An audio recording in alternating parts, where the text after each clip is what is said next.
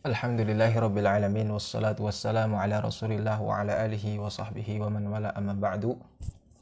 Ini adalah majelis yang ketiga dalam pembacaan kitab Al-Aqidah Al-Mandiliyah yang terambil dari risalah yang sangat berharga Anak Kunci Surga karya Syekh Abdul Qadir bin Abdul Muttalib Al-Indonesi Al-Mandili rahimahullahu taala. Pada majelis sebelumnya telah kita baca terkait masalah muqaddimah penulis.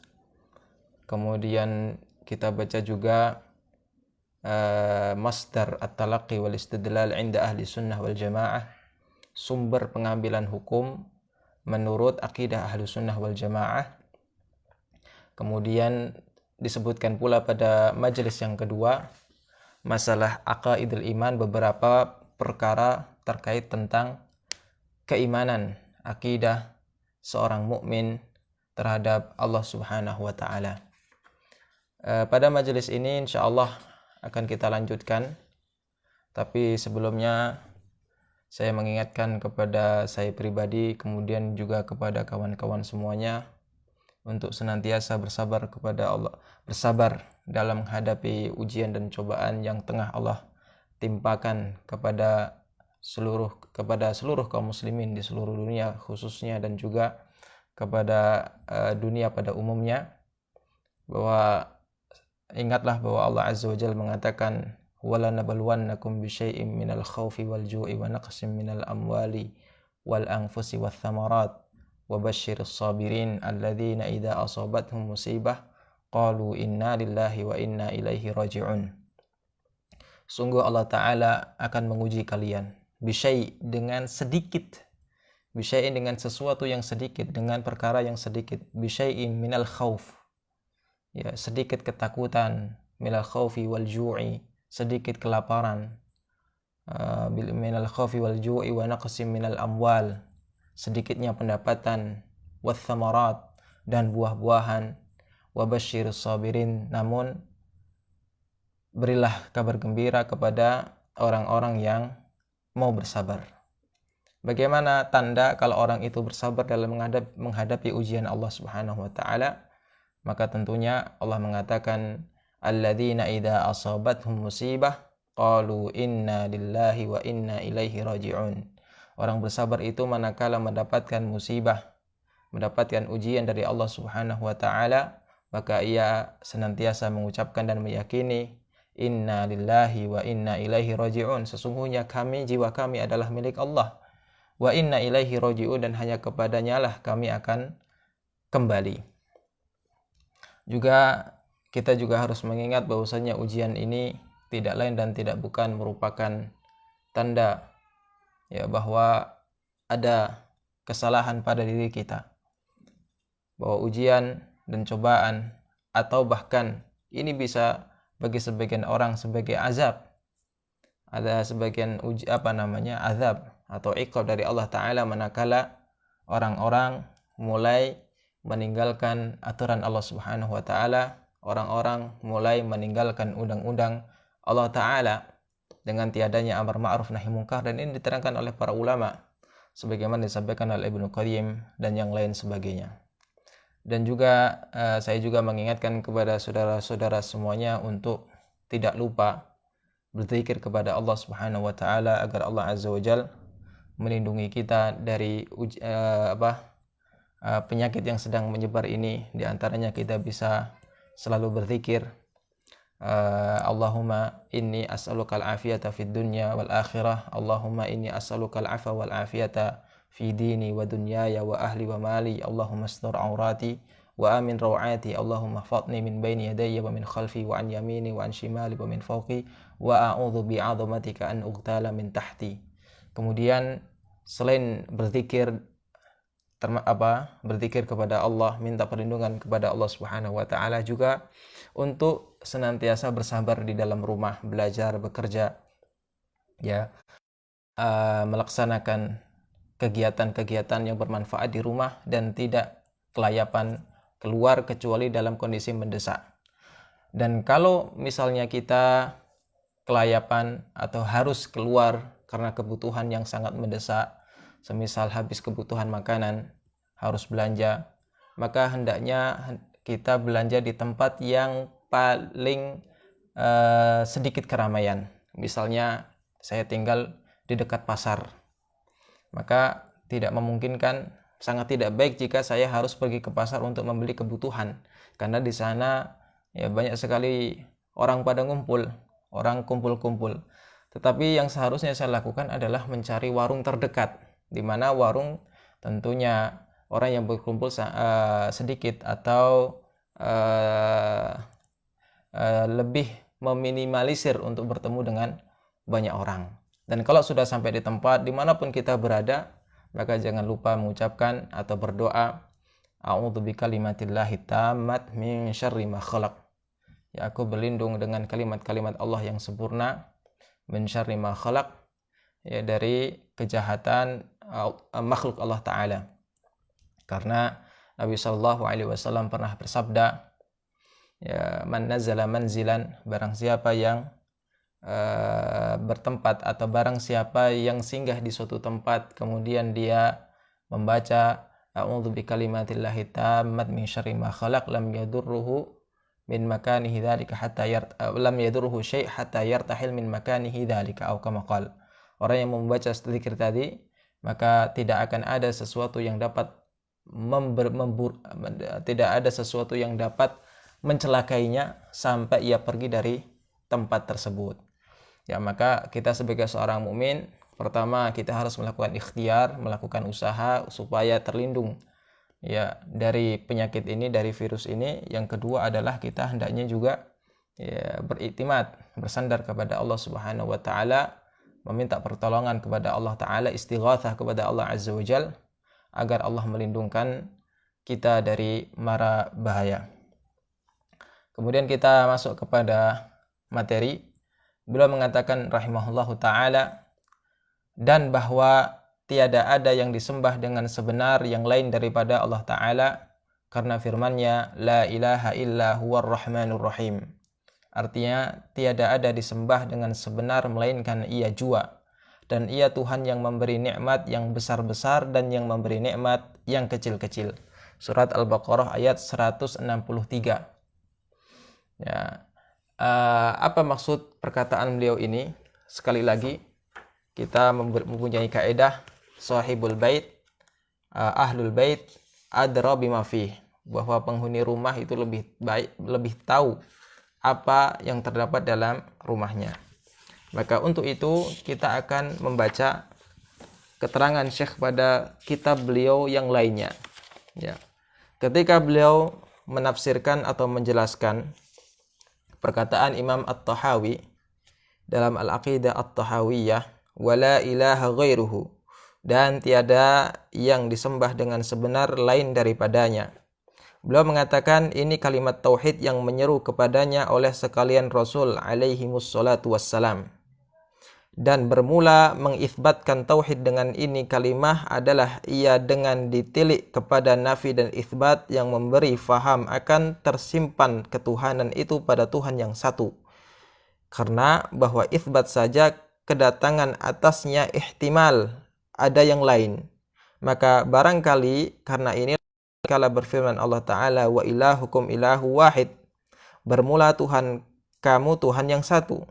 Berfirman ia kemudiannya, la ilaha illa huwar rahmanur rahim, tiada yang disembah dengan sebenar melainkan ia jua Tuhan yang mengaruniakan rahmat yang besar-besar dan rahmat yang kecil-kecil. Maka bahwasannya terkadang melintas di hati seseorang bahwasanya Tuhan kita satu, maka bagi orang lain Tuhan yang lain, maka menolak Allah Ta'ala akan dia dengan firman-Nya, la ilaha illa huwar rahmanur rahim, tiada yang disembah dengan sebenar melainkan ia jua Tuhan yang mengurniakan rahmat yang besar-besar dan rahmat yang kecil-kecil. Maka ini adalah kalimat tauhid sebagaimana disampaikan oleh Syekh, di mana kalimat tauhid inilah kalimat yang diseru oleh para nabi dan rasul, ya, alaihimus salatu wassalam. Walaqad ba'athna fi kulli ummatir rasulan an i'budullaha wajtanibut taghut. Sungguh kami telah mengutus, ya, mengutus sebelum kamu para rasul agar mereka menyampaikan kepada kaumnya ani'budullaha wajtanibut taghut, hendaknya kalian menyembah Allah dan jauhilah taghut. Maka kalimat tauhid ini adalah kalimat yang sangat sempurna yang merupakan salah satu dari ajaran para nabi dan rasul yang sama sebagaimana yang dijelaskan oleh Imam Asy-Syaukani rahimahullahu taala dalam salah satu risalahnya, di mana di antara ajaran para nabi dan rasul yang sama adalah masalah tauhid ini. Baik, dalam kalimat tauhid ini Syekh menyampaikan bahwa makna daripada la ilaha illallah adalah tiada yang disembah dengan sebenar yang lain daripada Allah Ta'ala. Artinya apa? Artinya ini adalah sebagai kritikan dan sebagai sanggahan terhadap kalimat yang syai' atau makna yang dikenal oleh sebagian kaum muslimin di zaman sekarang. Ketika mereka ditanya apa makna la ilaha illallah, mereka akan mengatakan tiada Tuhan yang berhak disembah kecuali Allah. Maka makna semacam ini adalah makna yang naqis, makna yang kurang dan tidak sempurna. Bahkan kalau kita mau sedikit cermat saja, ketika orang mengatakan atau memahami tiada Tuhan selain Allah, maka bisa kita mengambil kesimpulan bahwa Tuhan itu adalah yang disembah, al-ilah adalah ma'bud. Maka artinya apa? Tidak ada sesuatu yang disembah di atas muka bumi ini atau di alam semesta ini kecuali Dia Allah. Maka salib disembah oleh orang Nasrani, kuburan disembah oleh kaum musyrikin, ada pohon yang disembah oleh kaum musyrikin, ada kemudian benda-benda lain yang disembah oleh orang-orang non-Islam, orang-orang kafir. Apakah kita mengatakan bahwa sesembahan-sesembahan itu adalah Allah? Tentunya tidak. Karena orang yang meyakini bahwa sesembahan-sesembahan itu adalah Allah, berarti dia telah melakukan kekufuran. Dia meyakini Allah itu lebih daripada satu, yang kemudian menjelma menjadi benda-benda yang disembah oleh orang-orang yang ada di atas muka bumi ini. Bahkan kita tahu sendiri orang India punya sesembahan yang sangat banyak sekali, dari mulai benda, hewan, atau yang lainnya. Maka sesembahan-sesembahan yang mereka sembah, sesembahan-sesembahan atau benda-benda, hewan-hewan yang mereka sembah bukanlah Allah Subhanahu wa taala, maka tidak layak, tidak tepat manakala kita mengartikan la ilaha illallah, tiada Tuhan selain Allah. Tetapi yang benar adalah sebagaimana yang ditafsirkan oleh Syekh, tidak ada yang disembah dengan sebenar yang lain daripada Allah Ta'ala. Jadi kalau ada orang menyembah kepada kuburan, ada orang menyembah pohon, batu, patung atau yang lainnya, maka sesembahan atau benda-benda yang mereka sembah atau hewan-hewan yang mereka sembah adalah yang tidak sama sekali memiliki hak untuk disembah. Apa dalilnya? Dalilnya adalah firman Allah Subhanahu wa taala. Allah Azza wa Jalla mengatakan di dalam Al-Qur'anul Karim,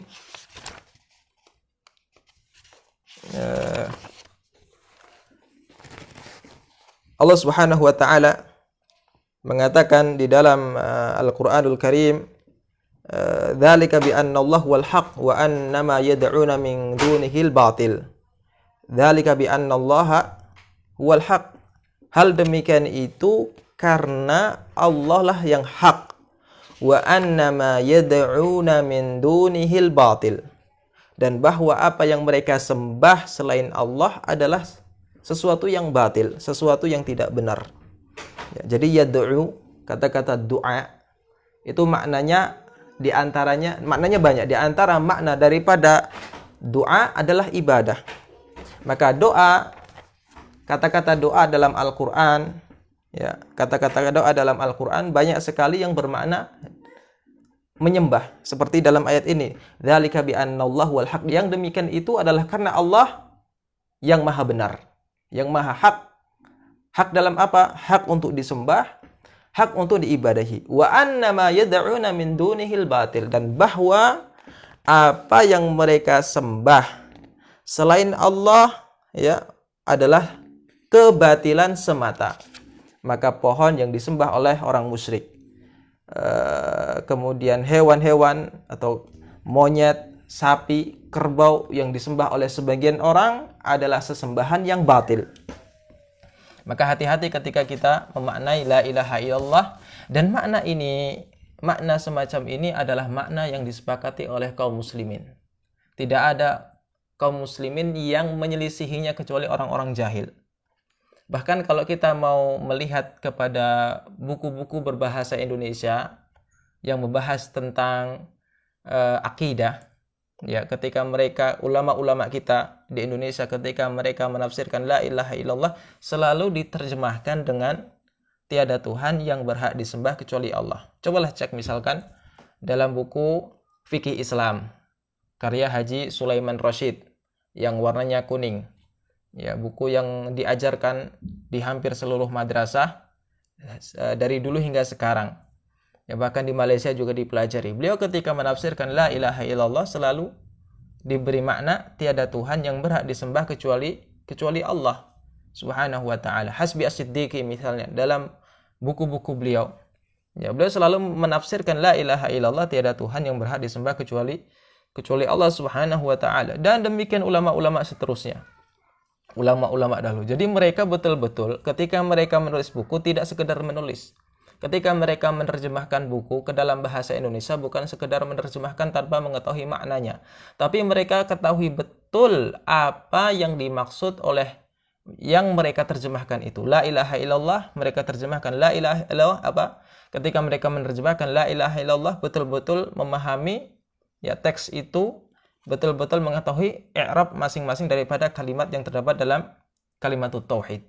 Dalam kitab Safinatun Najah misalnya, ya, kitab kecil fikih Syafi'i, ya, Syekh Salim bin Sumair Al-Hadrami Al-Batawi rahimahullah menafsirkan la ilaha illallah dengan apa? La ma'buda bihaqqin fil wujudi illallah. Tidak ada la ma'buda bil haqqi, tidak ada Tuhan sesembahan yang hak di alam semesta ini, ya, kecuali Allah Subhanahu wa taala. Tidak ada Tuhan yang berhak disembah di alam semesta ini kecuali Allah Subhanahu wa taala. Kemudian Syekh Muhammad Nawawi Al-Jawi rahimahullah dalam Kashifatus Saja kemudian menguatkan akan mana hal ini. Ala kullin, ya, pada umumnya ulama-ulama kaum muslimin sepakat makna la ilaha illallah tiada Tuhan yang berhak disembah kecuali Allah. Sedangkan makna misalnya la khaliqa illallah, tiada yang menciptakan kecuali Allah. La raziqa illallah, tiada yang memberikan rezeki kecuali Allah. Kemudian apa lagi? La mudabbir illallah, tiada yang mengatur alam semesta kecuali Allah. Maka ini adalah makna yang naqis. Nah, makna yang kurang dan kurang tepat. Kenapa? Karena la khaliqa illallah, tidak yang menciptakan kecuali Allah, tiada yang mentadbir, tidak ada yang mengatur alam semesta kecuali Allah, tiada yang memberi rezeki kecuali Allah, adalah makna yang sebetulnya sudah tercakup dalam makna tiada Tuhan yang berhak disembah kecuali Allah. Sebagaimana kita sampaikan sebelumnya bahwa tauhid uluhiyah, ya, yatadamman tauhid ar-rububiyah, bahwa ketika seseorang meyakini satu-satunya yang berhak disembah kecuali Allah, itu pasti secara otomatis dia meyakini tauhid rububiyah, tiada yang menciptakan kecuali Allah, tiada yang memberi rezeki kecuali Allah, tiada yang menyembuhkan kecuali Allah, tiada yang memberi penyakit kecuali Allah. Semuanya yang mengatur yang ada di alam semesta ini, gerak-geriknya, ya, hujan, panas, dingin dan seterusnya datang dari Allah Subhanahu wa taala. Ya, berbeda dengan apa? Berbeda dengan orang yang hanya punya tauhid rububiyah, yang hanya meyakini tauhid rububiyah saja, belum tentu punya tauhid uluhiyah, walaupun seharusnya orang yang punya tauhid rububiyah menghantarkan dia kepada tauhid uluhiyah, ya. Dan karena apa? Karena hanya semata-mata meyakini tauhid rububiyah saja, dia tidak akan terselamatkan dari neraka. Apa buktinya? Buktinya bahwa kunci orang masuk Islam adalah dia punya tauhid uluhiyah, ya. Karena tauhid rububiyah itu tidak bisa memasukkan tidak bisa memasukkan seseorang ke dalam Islam. Contohnya di zaman Nabi Shallallahu Alaihi Wasallam, kaum musyrikin semuanya punya tauhid rububiyah semuanya. Tidak ada yang terkecuali. Wala in sa'altahum man khalaqas samawati wal ard la yaqulunna Allah. Ya, kalau kamu ditanya siapakah yang menciptakan, kalau kamu bertanya kepada mereka orang-orang musyrikin, siapakah yang menciptakan langit dan bumi, tentu mereka akan menjawab Allah Subhanahu wa taala. Dan kemarin kita telah bacakan keterangan dari Syekh Ihsan bin Muhammad Dahlan Al-Jamfasi Al-Qadiri, ulama Kediri, dalam Sirajut Talibin menerangkan dan menguatkan akan hal ini, bahwasanya tauhid rububiyah ini adalah tauhid yang dimiliki oleh orang-orang musyrik. Jadi keterangan-keterangan yang kita sampaikan sekarang dan sebelumnya itu sebagai sanggahan pula kepada sebagian kawan-kawan kita yang mengkritik ya ulama-ulama salafiyin, ulama ahlu sunnah yang meyakini bahwa orang musyrikin punya tauhid rububiyah. Ya, ini Syekh Kiai Ihsan, ulama Asy'ari, ulama Sufi, meyakini akan hal tersebut, mentaksir, beliau menyetujui, mengakui orang-orang musyrikin punya tauhid rububiyah. Ya, ulama mereka sendiri yang mengatakan hal tersebut. Jadi bukan saja semata-mata ulama ahlu sunnah saja yang memiliki pendapat yang semacam ini. Bahkan ulama mereka, ulama Asy'ari, Sufi, juga memiliki pandangan yang sama. Jadi tidak perlu diingkari akan hal-hal tersebut. Hanya saja kenapa mereka tetap mengingkari? Karena ada dua kemungkinan. Pertama, kesombongan yang ada pada diri mereka. Yang kedua, karena kebodohan. Ya, belum baca ya secara lengkap, sudah mulai tebas sana tebas sini, dan ini tidak baik. Nah, kalau orang mau membantah, kalau orang mau menyanggah, hendaknya dia memahami apa yang ia bantah. Bukan kemudian belum tahu apa-apa langsung kemudian membantah gara-gara itu adalah pendapat ulama atau kelompok yang tidak sepandang dengan pemikiran dia. Nah, kemudian ya, Syekh di sini berdalil tentang keesaan Allah Subhanahu wa taala dalam ibadah, dan ini akan beliau jelaskan secara detail pada lembaran-lembaran berikutnya. Beliau berdalil dengan surat Al-Baqarah ayat 163. Ya, la ilaha illa huwar rahmanur rahim. Ya, tiada ada disembah dengan sebenar melainkan Ia jua, dan Ia Tuhan yang memberi nikmat yang besar-besar dan yang memberi nikmat yang kecil-kecil. Ada yang menarik dalam tafsiran ini. Ya.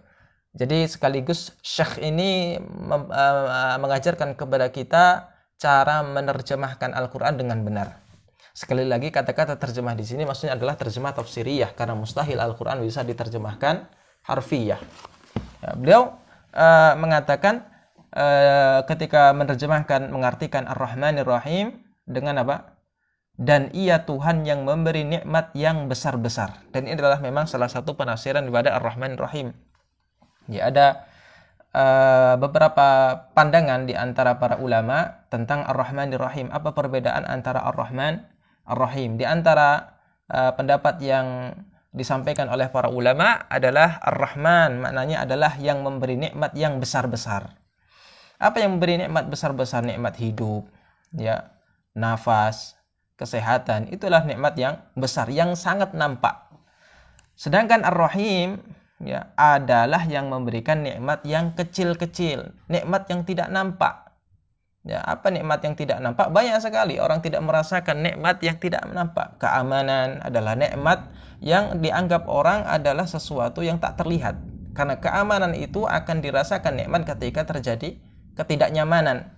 Ketika terjadi huru-hara di sana sini, baru orang akan merasakan nikmatnya kenyamanan, nikmatnya keamanan, dan lain sebagainya. Dan ini adalah pandangan atau tafsiran yang disampaikan, yang dipilih oleh Syekh Abdul Qadir Al-Mandili.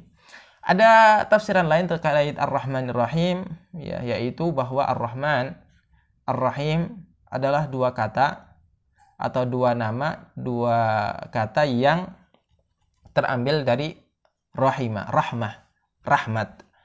Lalu apa yang membedakan antara Ar-Rahmanir Rahim? Dalam kaidah dikatakan ziyadatul mabna tadullu ala ziyadatil ma'na. Bahwa semakin kata itu banyak hurufnya, maka maknanya pun akan semakin luas. Misalnya Rahman, berapa jumlah hurufnya? Jumlahnya ada 5. Ra, ha, mim, kemudian mat dan nun, 5. Ar-Rahim berapa jumlah hurufnya? Jumlahnya hanya ada 4. Ra, ha, ya, dan mim. Maka berangkat dari kaidah di atas, maka Rahman memiliki makna yang lebih luas daripada Ar-Rahim. Apa itu? Ar-Rahman adalah Allah Azza wa Jalla memberikan rahmat kepada seluruh makhluknya, yang mukmin maupun kafir, hewan ataupun manusia. Allah memberikan nikmat kepada seluruhnya. Apa buktinya? Buktinya adalah banyak orang-orang kafir yang memiliki kekayaan yang tidak sedikit. Orang kafir juga diberikan kesehatan, diberikan nafas, oksigen gratis, diberikan fasilitas hidup, ya, diberikan kendaraan yang mewah, diberikan kenyamanan. Itu adalah salah satu dampak daripada rahmat Allah Ta'ala. Tetapi rahmat semacam ini hanya berlaku di dunia. Tetapi Ar-Rahim adalah rahmat yang hanya Allah berikan kepada orang-orang mukmin. Apa dalilnya? Dalilnya adalah firman Allah Azza wa Jalla, wa kana bil mu'minina rahima, bahwa Allah Ta'ala hanya merahmati orang-orang mukmin saja, dan ini berlaku di akhirat. Nah, disampaikan dalam keterangan bahwa rahmat Allah itu ada 99. Satu di antaranya diturunkan di atas muka bumi, sedangkan 98-nya adalah ditangguhkan kelak di hari kiamat. Maka bisa dibayangkan bagaimana ya kerahmatan atau kasih sayang yang akan Allah berikan kepada orang-orang mukmin kelak di akhirat, dan bagaimana nikmat yang akan mereka dapatkan dari Allah Subhanahu wa taala sungguh sangat besar sekali, sungguh tidak mungkin akan terbayangkan oleh orang-orang yang belum merasakan ya kehidupan di akhirat. Kita hanya bisa membayangkan, dan bayangan kita pun terbatas, tidak akan bisa meliputi ya apa yang Allah Subhanahu wa taala ya sediakan. Sebagaimana kata Nabi sallallahu alaihi wasallam dalam hadis qudsi, a'dadtu li'ibadi ma la 'ainun ra'at wa la udhunun sami'at wa la khatar 'ala qalbi bashar. Aku siapkan untuk hamba-hambaku ya yang beriman, mala ainun ra'at, apa yang belum pernah dilihat oleh pandangan mata, wala udhunun sami'at, dan belum pernah didengarkan oleh telinga, wala khatara ala qalbil bashar, dan sama sekali belum pernah terbetik dalam dada seseorang ya. Terbetik saya tidak, artinya apa? Sangat sangat indah sekali, sangat besar sekali, tidak bisa terbayangkan. Ya, kemudian Allah Azza wa Jalla juga mengatakan di surat As-Sajdah ya dengan makna yang hampir sama dengan hadis Nabi sallallahu alaihi wasallam yang tadi kita sampaikan. Baik, Syekh kemudian mengatakan ya, dan bahwa Allah Ta'ala itu Tuhan yang Maha Kuasa, tiada ada sesuatu yang melemahkan akan Dia, karena firman-Nya, innallaha ala kulli syai'in qadir, bahwa Allah Ta'ala itu sangat kuasa atas tiap-tiap sesuatu. Surat Al-Baqarah ayat 20. Dan juga firman-Nya, wa ma kana Allahu liyu'jizahu min syai'in fis samawati wala fil ardi. Artinya, dan tiada ada Allah Ta'ala itu melemahkan akan Dia oleh sesuatu di atas segala langit dan tiada di atas muka bumi. Surat Al-Fatir ayat 44. Ya, apa maksud dari perkataan Syekh? Syekh rahimahullah mengatakan dalam Syarah Al-Aqidah At-Tahawiyah ya, ketika menafsirkan perkataan Al-Imam At-Tahawi, Abu Ja'far At-Tahawi, wala syai'a yu'jizuhu, tiada ada sesuatu yang melemahkan akan Dia. Beliau mengatakan, Syekh Al-Mandili mengatakan, hanya saja tiada ada yang melemahkan akan Allah Subhanahu wa taala ialah karena sempurna kuasanya. Jadi penafian di sini, penafian wa ma kana Allah liyu'jizahu ya, bukan semata-mata menafikan. Tetapi apa? Ketika Allah menafikan satu sifat dari diri Allah Ta'ala, menunjukkan bahwasanya sifat sebaliknya adalah sifat yang sempurna. Ya, sebagaimana di sini perhatikan perkataan Syekh, hanya saja ya innama ini kalau bahasa Arabnya innama, hanya saja tiada ada yang melemahkan akan Allah Ta'ala ialah karena sempurna kuasanya. Ya, kuasa sempurna atau sempurna kuasa Allah itu adalah kebalikan daripada apa? Kelemahan. Ya. Kemudian Syekh berdalil, innallaha ala kulli syai'in qadir. Artinya bahwasanya Allah Ta'ala sangat kuasa atas tiap-tiap sesuatu daripada yang harus adanya dan harus tiadanya. Coba perhatikan sekali lagi, bahwasanya Allah Ta'ala sangat kuasa atas tiap-tiap sesuatu. Dalam hal apa? Kuasa dalam hal apa? Allah kuasa daripada yang harusnya ada. Ya, Allah kuasa untuk mengadakan yang semestinya ada dan harusnya tiada, dan kuasa untuk meniadakan yang seharusnya tidak ada. Ya. Luar biasa ya tafsir Syekh di sini, sangat lengkap sekali. Tidak seperti kalau misalkan mungkin ketika saya diminta untuk menerjemahkan innallaha ala kulli syai'in qadir, mungkin terjemahan dan juga terjemahan yang ada di dalam terjemahan Kemenak hanya apa? Sesungguhnya Allah maha kuasa atas segala sesuatu. Ini terjemah Kemenak yang biasa kita baca di Quran terjemahan. Tapi Syekh mengatakan dalam menafsirkan innallaha ala kulli syai'in qadir di surat Al-Baqarah ayat 148 bahwasanya Allah Ta'ala sangat kuasa atas tiap-tiap sesuatu daripada yang harus adanya dan harus tiadanya. Nah, ini penting sekali dan mungkin bisa jadi sebagai apa ya? Sebagai bahan bagus untuk dijadikan bahan studi untuk teman-teman yang belajar di studi Al-Quran. Ya, banyak teman-teman saya yang belajar di situ sedang memikirkan kira-kira apa judul tesis yang akan dia tulis ya.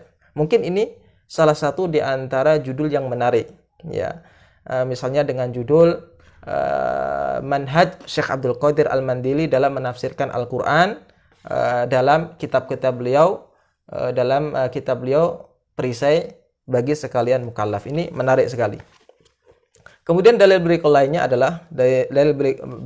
adalah firman Allah Ta'ala, wa ma kana Allahu liyu'jizahu min syai'in fis samawati wala fil ardi innahu kana aliman qadira. Dan tiada ada Allah Ta'ala melemahkan akan dia oleh sesuatu di atas segala langit dan tiada di atas muka bumi, karena bahwasanya Allah Ta'ala itu adalah ia sangat mengetahui lagi sangat kuasa. Ya, surat Fatir ayat 44. Syekh mengatakan, maka memberitahu Allah Ta'ala pada hujung ayat ini atas dalil ketiadaan lemahnya, dan yaitu sempurna ilmunya, kudratnya, karena bahwa lemah itu terjadi ia daripada dhaif dan daripada ketiadaan mengetahui. Baik, di sini Syekh mengisyaratkan bahwa ketika Allah Subhanahu wa Ta'ala menafikan salah satu atau menafikan sifat-sifat di dalam Al-Quran, maka tujuan daripada menafikan itu adalah untuk menunjukkan kesempurnaan sifat rival atau sifat rival bagi sifat yang Allah nafikan di situ. Jadi bukan semata-mata menafikan tanpa ada maksud, bukan. Tidak seperti manhaj sebagian mutakallimin atau manhaj al-mutakallimun ketika mereka mengatakan Allah itu bukan ard, wala jauhar, wala jism, wala. Jadi banyak kalau kita misalkan membaca buku-buku mutakallimin selalu dibacakan Allah itu tidak begini, Allah itu tidak begitu, Allah itu tidak seperti ini, Allah itu bukan benda, Allah itu tidak berjisim, Allah itu tidak. Nah, ini adalah perkataan tidak diajarkan oleh Al-Quran. Ya, sama sekali tidak. Sebab apa? Al-Quran selalu ketika Allah Azza wa Jalla ingin mengenalkan dirinya dan makhluknya selalu dengan kalimat positif, ya, dengan kalimat penegasan Allah itu Maha Esa, Allah itu Allah Subhanahu wa Ta'ala berkuasa, Allah itu punya rahmat, Allah itu tangan, Allah itu punya mata, Allah Azza wa Jalla beristighfar. Kalimat Al-Quran. Sangat sedikit sekali Allah mengenalkan dirinya kepada hambanya dengan kata-kata Allah itu tidak begini, Allah itu tidak begitu. Ya. Sangat aneh sekali manakala mutakallimun menempuh jalan yang tidak ditempuh oleh Al-Quran. Karena misalnya misalkan saya ingin memuji seorang presiden atau seorang raja. Saya mengatakan, wahai raja, Anda ini bukan sampah. Anda ini kemudian Anda ini tidak jelek. Anda ini tidak banci. Anda ini kemudian tidak penakut. Anda ini tidak LGBT. Anda ini tidak keperempuanan. Nah, ini adalah justru raja itu akan marah. Beda kalau misalnya saya memuji pada raja misalnya dengan mengatakan Anda ini dermawan, Anda ini perkasa, Anda ini kuat, Anda ini kaya, Anda ini dengan kalimat-kalimat semacam ini, maka raja akan semakin senang, presiden akan semakin bahagia mendengarkan kalimat-kalimat itu. Berbeda dengan sebaliknya. Nah, ini semua kawan-kawan sekalian, bahwa ketika Allah menafikan itu ada alasan. Alasannya adalah salah satunya untuk membantah atau untuk merespon untuk merespon kesalahpahaman sebagian orang terhadap Allah Subhanahu wa taala. Misalnya ketika Allah Azza wa Jalla menyampaikan bahwa Allah menciptakan alam semesta dalam 7 hari. Ya. Kemudian mungkin ada sebagian orang bodoh ada sebagian orang bodoh yang menyangka atau yang terpetik dalam hatinya, kira-kira Allah itu capek enggak ya?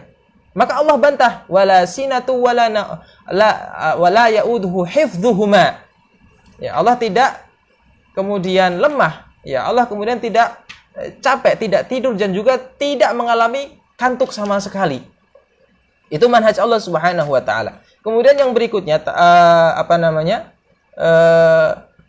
maksud berikutnya adalah ketika Allah memberikan penafian bahwa maksudnya adalah Allah ingin menunjukkan kalau sifat sebaliknya adalah sifat yang sempurna. Ya, di sini ada keterangan yang menarik dari Syekh Al-Imam Al-Qadi Ali bin Muhammad Ibn Abil Iz Ad-Dimashqi rahimahullahu ta'ala dalam syarah Al-Aqidah At-Tahawiyah. Apa yang beliau sampaikan? Beliau rahimahullah, ini kok enggak ketemu ini. Beliau rahimahullahu ta'ala mengatakan, sebentar.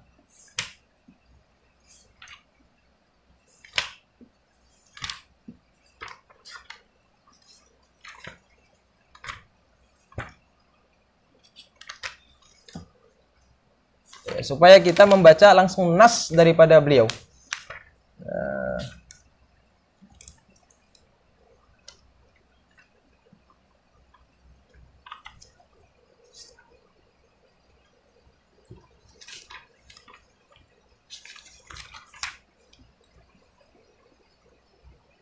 Satu 179.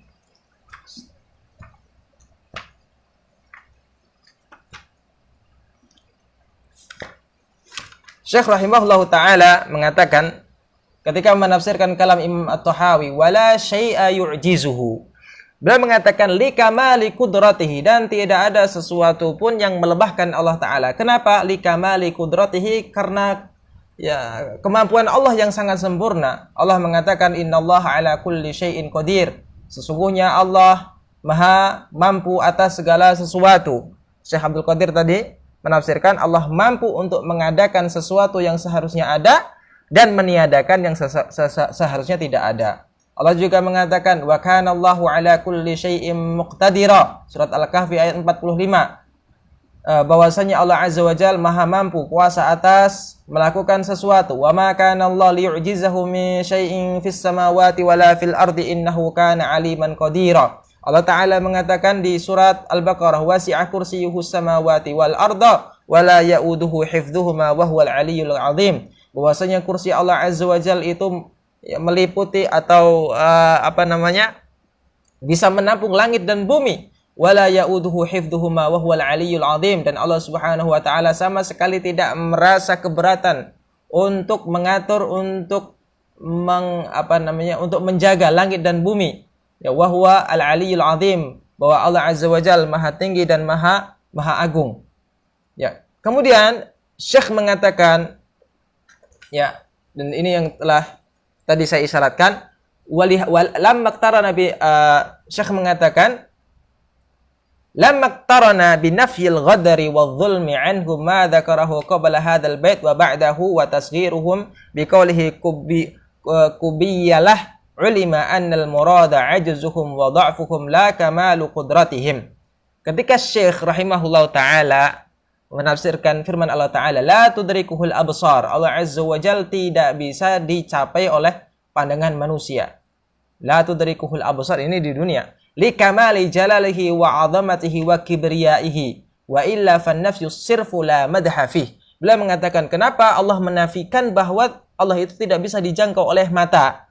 Kenapa? Li kamali jalalihi, li kamali jalalihi, karena saking sempurnanya, ya, ketinggian Allah, kemuliaan Allah, wa 'azamatihi wa kibriyaihi, dan keagungan Allah yang sempurna, dan ya, kebesaran Allah yang sempurna. Ini adalah tafsirnya. Kenapa begitu? Wa illa, karena semata-mata menafikan, la madha fihi, tidak memberikan maksud madah atau pujian. Ya, sebagaimana kata penyair, kubayyilatu la yaghdiruna bidhimmatin wa la yadhlimuna an-nasa habbata khardalin. Kubayliyah la yaghdiruna bidhimmatin wala yadlimuna an-nas habbata khardalin. Bahwa Kubailiyah sama sekali tidak punya la yaghdirun, tidak punya sifat khianat. Ya, wala yadlimuna an-nas habba khardalin, dan sama sekali tidak melakukan kezaliman terhadap manusia. Ya, ketika di sini Syekh mengatakan, lamma qtarana bi nafyil ghadari wadh-dhulmi anhum ma dzakarahu qabla hadzal bait. Ketika iqtarona artinya disebutkan bersama-sama, iqtarona bersamaan, binafi menafikan ghadar, sifat tidak menepati janji, wadzulmi menafikan sifat kezaliman dari Kubailiyah, ya, wa ba'dahu di awal bait dan di akhir bait, wa tasghiruhum biqali Qubaili ulima annal murada, maksudnya adalah annal murada ajzuhum wa dha'fuhum, maksudnya adalah mereka itu lemah dan mereka itu tidak mampu, la kamalu qudratihim, bukan karena mereka punya kemampuan. Wa qaulul akhar lakinna qaumi wa in kanu dawi adadin laisu minasyarri fi syai'in wa in hana. Ya, maka Syekh menyimpulkan, walihada ya'til itsbatu lis-sifati fi kitabillahi mufassala. Oleh karena itu di dalam Al-Qur'an, di dalam kitab Allah, sifat yang diitsbatkan, yang ditetapkan itu lebih dijelaskan secara rinci. Wan nafyu mujmalan. Sedangkan sifat yang dinafikan di dalam Al-Qur'an itu dijelaskan mujmal. Ya, keumuman saja, dijelaskan secara umum, dijelaskan secara global, bukan ditafsil, bukan dirinci. Aks tariqati ahlil kalamil madmum, berbeda dengan metode ahlul kalam yang tercela. Kenapa? Fa innahum ya'tuna bin nafyil mufassal wal itsbatil mujmal. Karena ahlul kalam Asy'ariyah, Mu'tazilah selalu ketika mereka ingin mengenalkan Allah Ta'ala kepada manusia, mereka menempuh jalan selain yang ditempuh oleh Al-Quran, yaitu selalu mereka mendatangkan sifat yang dinafikan, ya. Kemudian ketika mereka menjelaskan tentang sifat yang diitsbatkan, hanya dijelaskan sebagai penjelasan yang global. Mereka mengatakan misalnya, laisa bijismin wala syabahin wala juthatin wala suratin wala lahmin wala damin wala syakhsin wala jauharin wala aradin wala bidhi launin wala ta'min wala raihah. Allah itu tidak berjism, Allah itu tidak memiliki bayangan, wala juthah, Allah itu bukan jasad, wala surah, bukan juga gambaran, wala lahmin, Allah itu tidak berdaging, Allah itu tidak berdarah, Allah itu bukan benda, Allah itu bukan jauhar, Allah itu bukan arad, Allah itu bukan tidak berwarna, Allah itu tidak memiliki rasa, Allah itu tidak punya bau, Allah itu tidak. Ini ya, kata-kata semacam ini adalah kata-kata yang sama sekali tidak didatangkan oleh Al-Quran dan As-Sunnah. Ya. Maka ini adalah tercela. Maka yang terbaik dalam mengenalkan Allah kepada manusia adalah at-ta'biru 'anil haqqi bil alfadhish syar'iyyatin nabawiyyatil ilahiyah. Ya, mentakbir, ya, menyebutkan, menggunakan bahasa ketika kita ingin mengenalkan Allah Ta'ala dengan bahasa-bahasa yang telah ada di dalam Al-Quran dan Sunnah. Wa huwa sabilu ahli sunnati wal jamaah, dan ini merupakan metode ahlu sunnah wal jamaah. Wal mu'attilatu yu'riduna amma qalahu syari'u minal asma'i was sifat. Sedangkan mu'attilah itu selalu menjauhi apa yang dikatakan oleh Allah Subhanahu wa taala terkait asma wa sifat. Wala yatadabbaruna ma'aniha, dan mereka tidak mampu mentadabburi makna-makna yang Allah datangkan, ya, berupa asma wa sifat. Wa yaj'aluna mabtada'uhu minal ma'ani wal alfat wal muhkam alladhi yajibu i'tiqaduhu wa i'timaduhu.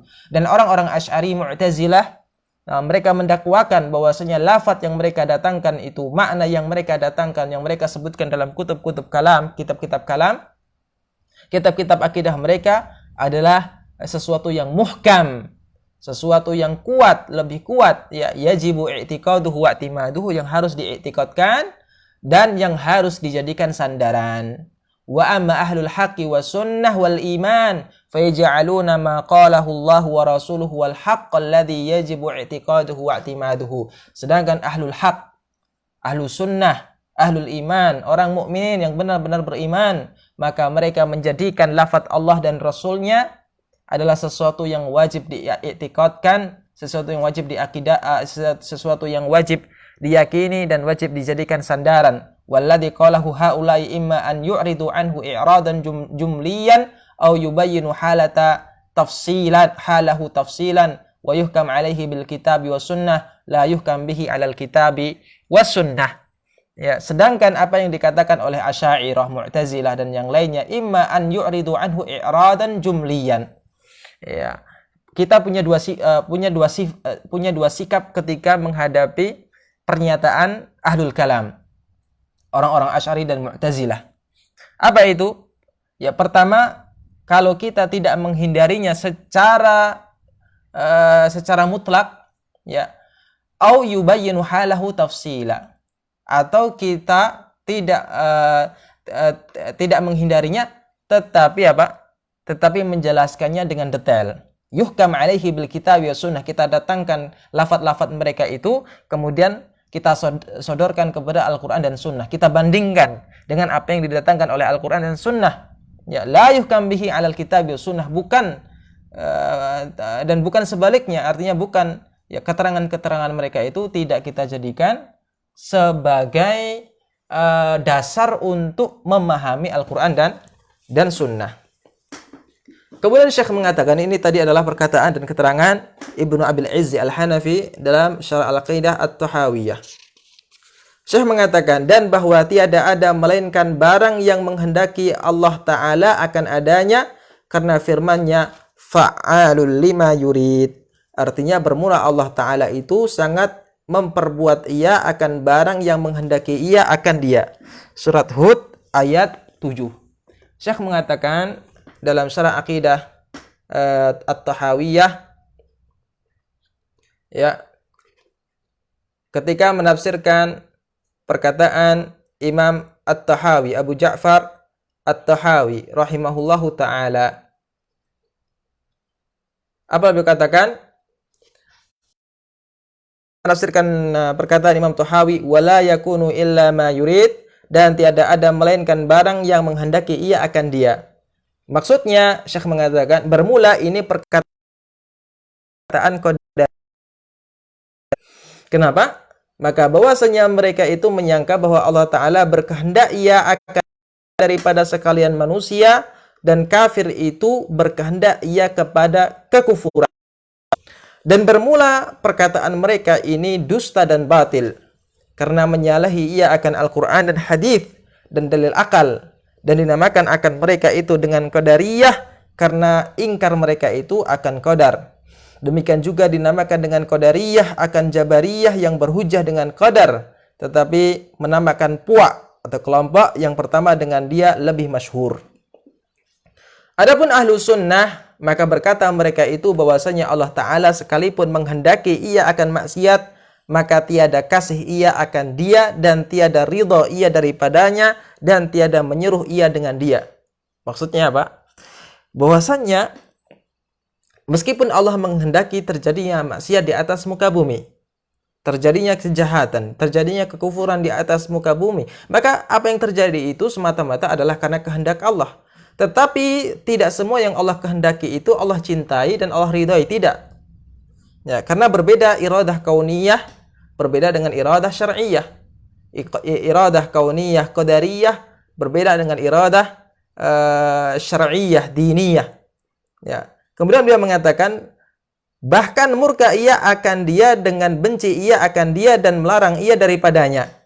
Bahkan Allah membenci maksiat, Allah tidak ridha dengan maksiat meskipun maksiat itu terjadi. Ya. Dan inilah perkataan sekalian salaf semuanya.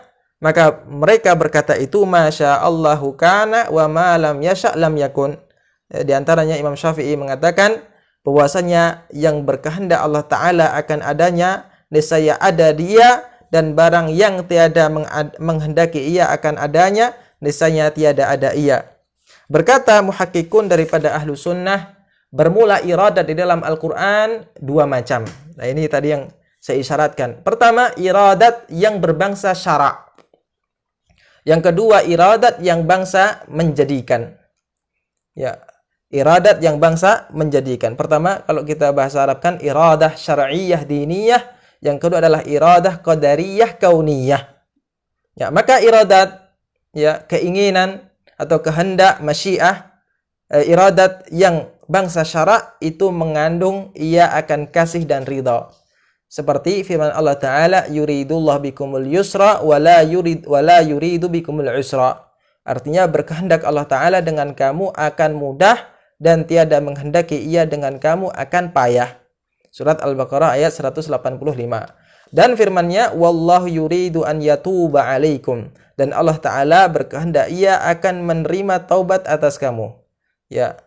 Ini dalam dua ayat tadi, Al-Baqarah ayat 155 dan An-Nisa ayat 27, maknanya adalah yurid atau iradah di sini, keinginan di sini adalah iradah syar'iyyah diniyah.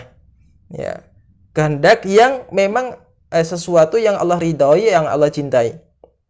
Beliau mengatakan, adapun iradat yang bangsa menjadikan, artinya iradah qadariyah kauniyah, iradah kauniyah, maka melengkapi ia akan segala yang baru. Yang baru ini maksudnya adalah makhluk, seperti firman Allah Ta'ala, walakinnallaha yaf'alu ma yurid. Artinya, dan tetapi Allah Ta'ala memperbuat ia akan barang yang menghendaki ia akan dia. Al-Baqarah ayat 253. Dan firman-Nya, faman yuridillahu an yahdiyahu yashrah sadrahu lil Islam, wa man yurid an yudillahu yaj'al sadrahu dayyiqan haraja. Artinya, maka barang siapa menghendaki Allah Ta'ala menunjukinya kepada agamanya, niscaya meluaskan ia akan hatinya karena menerima agama Islam. Dan barang siapa yang berkehendak ia menyesatkan, niscaya menjadikan ia akan hatinya sempit lagi, bersangatan picik. Al-An'am ayat 125. Dan iradat yang kedua inilah yang dikehendaki di dalam perkataan sekalian orang Islam, masya Allahu kana wa ma lam yasha lam yakun. Telah terdahulu maknanya hampir.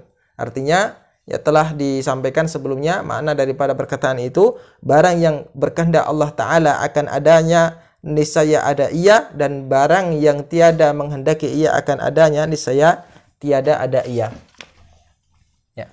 Ini penjelasan Syekh ini ya terambil dari diringkas dari Syarah Al-Aqidah Tahawiyah karena karya Ibnu Abil Izzi Al-Hanafi. Beliau mengatakan, dan berkata sekalian sahabat Nabi sallallahu alaihi wasallam, "Masya Allahu kana wa ma lam yasha' lam yakun." Ya, ini beliau nisbatkan kepada Nabi sallallahu alaihi wasallam, tapi saya belum bisa mencari apakah ini perkataan Nabi sallallahu alaihi wasallam atau bukan. Yang jelas ini adalah perkataan salaf. Ya, maka ini insyaallah akan kita cari tentang riwayat ini, benarkah dari Nabi sallallahu alaihi wasallam atau beliau ya zalla qalamuhu, ataukah beliau tergelincir dalam menisbatkan ini. Karena di syarah di syarah Aqidah Tahawiyah beliau mengatakan ini adalah perkataan salaf. Dan kalau kita merujuk kepada Lum'atul I'tiqad karya Ibnu Qudamah Al-Maqdisi rahimahullah, beliau menisbatkan perkataan ini kepada Imam Syafi'i rahimahullah taala. Beliau juga menisbatkan di kitab tersebut di Aqidah Tahawiyah Syekh Al-Mandili kepada sebagian salaf. Tetapi di sini di Al-Aqidah Mandili di Anak Kunci Surga beliau menisbatkan perkataan ini kepada Nabi sallallahu alaihi wasallam. Ya. Apa perkataan ini? Barang yang berkehendak Allah taala akan adanya, niscaya ada ia, dan barang yang tiada berkehendak ia akan adanya, niscaya tiada ada ia. Ya, demikian yang bisa kita baca, mudah-mudahan bermanfaat. Wallahu a'lam bishawab. Wa sallallahu wasallam ala sayyidina Muhammad wa ala alihi wa sahbihi wasallam. Wa akhiru da'wana anil hamdulillahi rabbil alamin.